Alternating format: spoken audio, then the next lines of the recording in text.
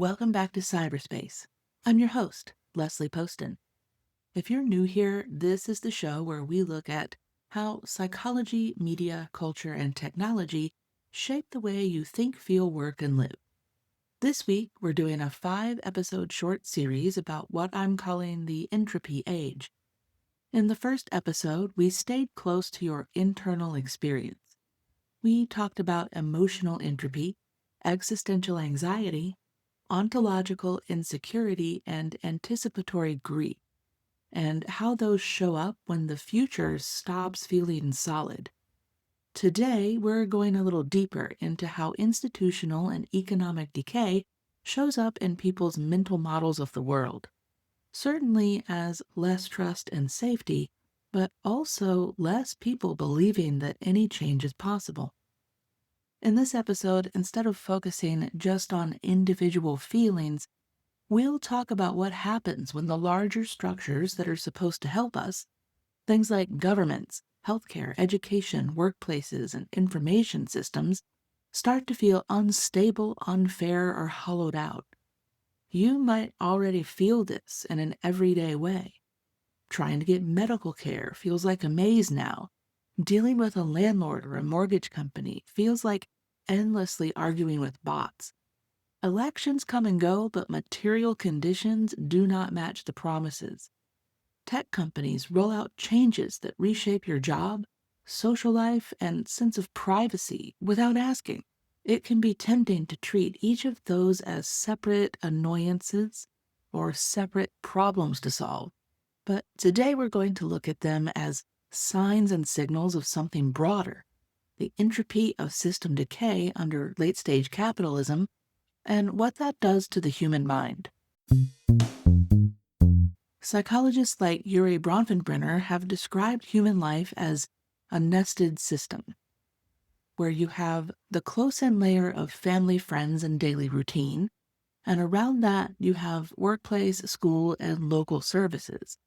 Outside of that, you have larger economic, political, and cultural structures. More recently, though, researchers who build on Bronfenbrenner have argued that this picture needs to account for the digital world you move through every day as well. In their neo-ecological update, Navarro and Tudge suggest that your closest environments now come in at least two forms: the physical places you inhabit and the virtual spaces you spend time in, like platforms, portals, and apps. These aren't just screens in the background. They act like real settings in your life, with their own rules, relationships, and risks.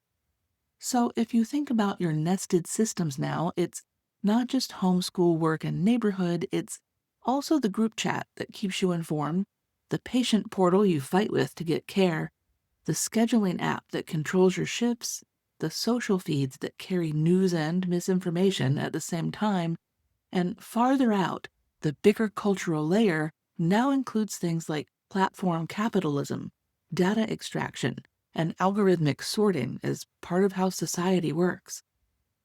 When things are going reasonably well, you can count on at least a few of those layers, offline and online, to feel steady.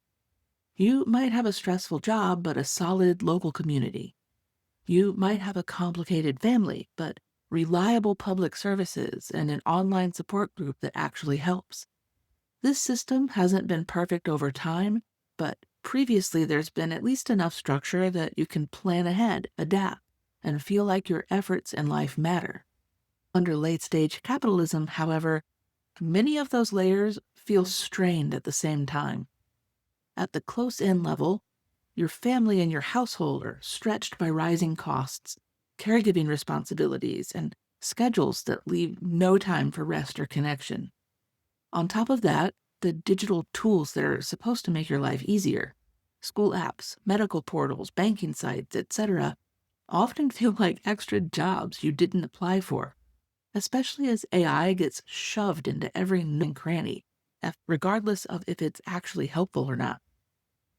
At the workplace level, many people are dealing with unstable employment, algorithmic management, performance surveillance, or the do more with less scrappy culture that treats burnout as normal.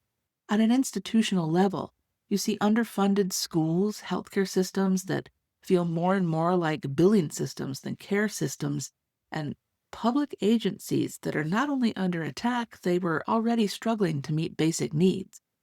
Their online front doors can feel like walls. Phone trees that don't reach a human, websites that crash, or chatbots that go on an endless loop.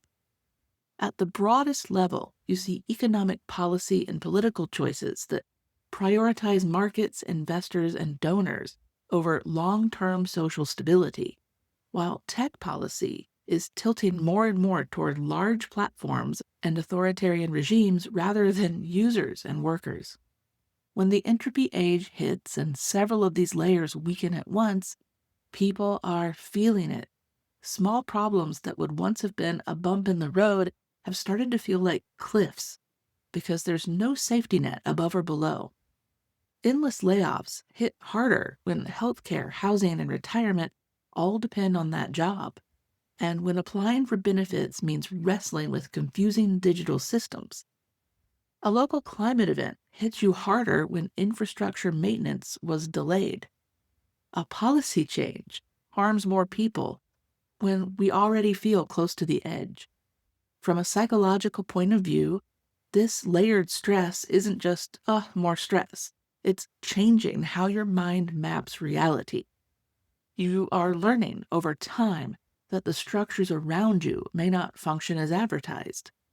You learn that rules are flexible for those with power and money and rigid for everyone else. You learn that help, if it comes, may arrive late, be routed through a hostile system, or come with more strings attached than you can manage.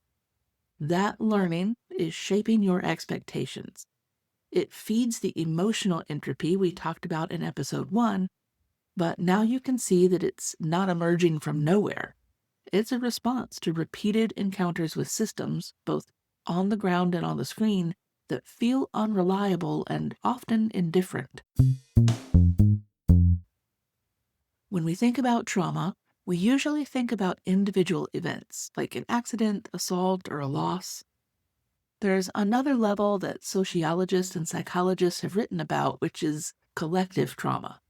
This happens when whole communities or populations go through events that disrupt shared life in a lasting way. We see this writ large in the Ukraine and Palestine right now, but we also are experiencing this right here in the United States. Examples include natural disasters, wars, pandemics, forced displacement, or long periods of economic collapse. These events alter not just individual nervous systems, but also the stories people tell, the ways our communities organize, and the level of trust people place in each other and in institutions. Over the past couple of decades, many people have lived through repeated events that fit this description.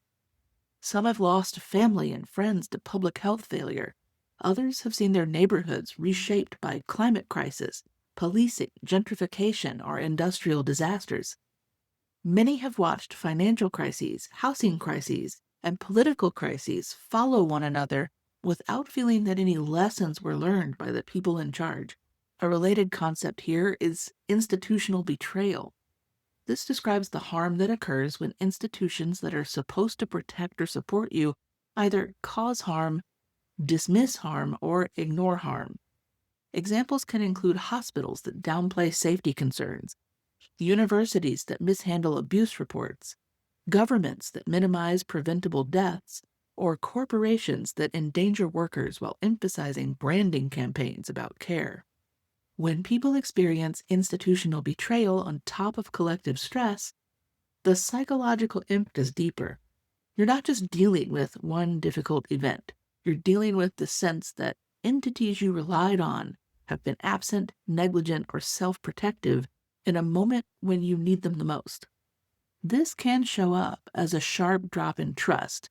You start to assume that official statements are incomplete at best. You might hesitate to report problems, seek help, or engage with systems because you expect to be ignored, blamed, or treated as a liability. It can also show up as anger that has nowhere obvious to go because responsibility is spread across so many actors.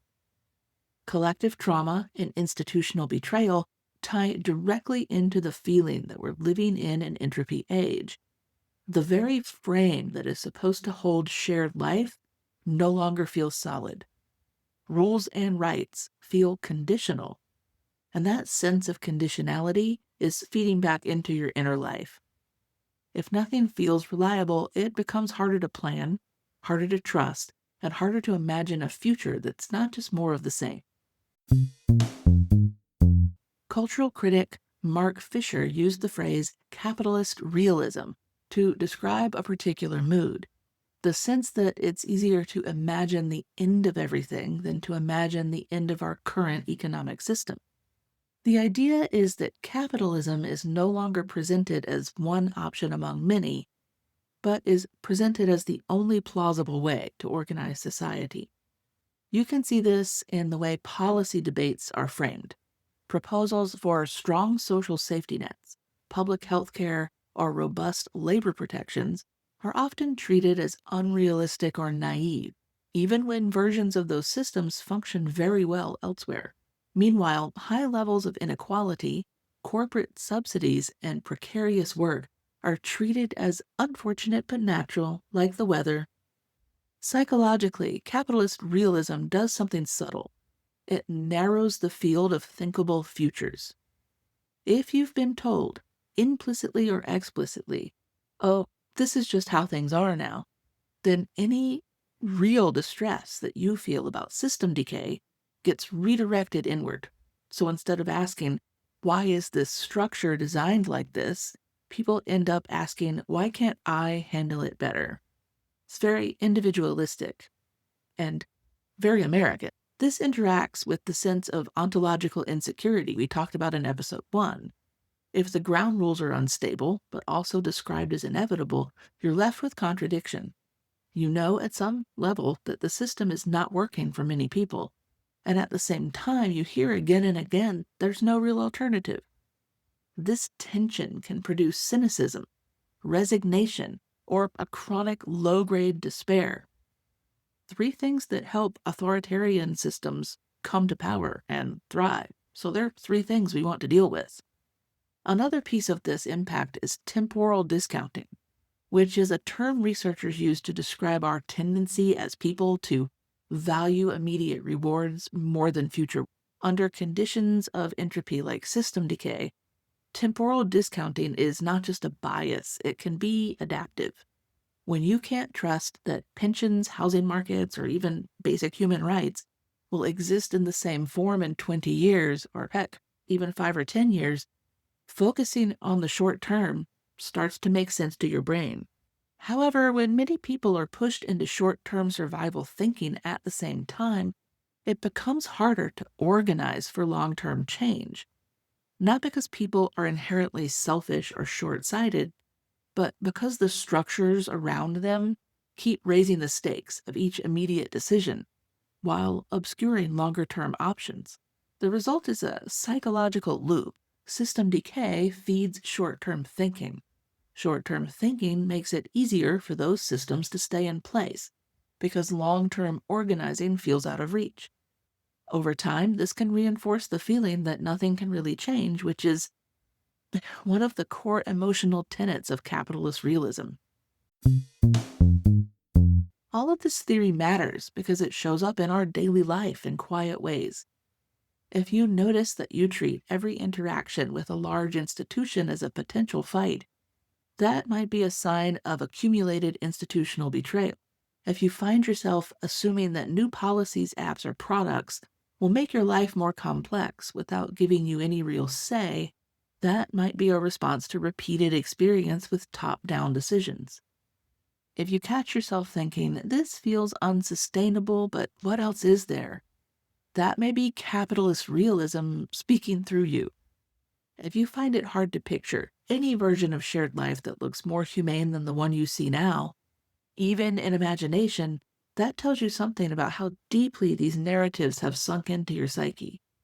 Seeing the pattern doesn't fix the conditions, but it does give you a way to understand why your mind is feeling the way it does right now. You're not simply bad at adulting. If you feel worn down by repeated encounters with decaying systems, you are registering that layers of support and fairness that should exist either don't exist or exist only for some.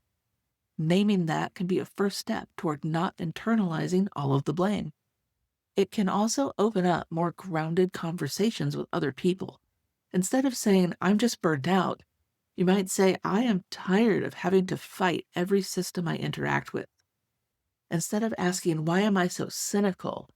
You might ask instead, what have I learned from my experiences with institutions? And what does that mean for how I move through them in the future? In the next episode, we'll look at another piece of the entropy age, how information systems and media ecosystems contribute to this sense of epistemic chaos, and what that does to your ability to know what's true and who to trust. In this second episode in the entropy series, we shifted from the inner landscape to the outer structures, and we talked about nested systems under stress, collective trauma, institutional betrayal, capitalist realism, and the way system decay nudges people towards short-term survival thinking and quiet resignation. If any of this matches your experience of dealing with jobs, agencies, platforms, or public institutions, I hope it gives you a way to see your reactions as understandable responses to the structures around you, and not as proof that you are failing at adulting. If this episode helped, share it with someone who's been saying, I feel like everything I interact with is held together with duct tape, and I don't know how to feel during this collapse, or how to plan around it. The show notes will include research and resources if you want to explore these ideas more deeply. Next time in this series, we'll talk about information and truth under entropy, how it feels when your feeds, news sources, and conversations are making reality feel unstable, and how your brain tries to cope with that. Thanks for listening to PsyberSpace. This is your host, Leslie Poston, signing off. Remember to stay curious and tune in tomorrow for the next episode and the series on entropy.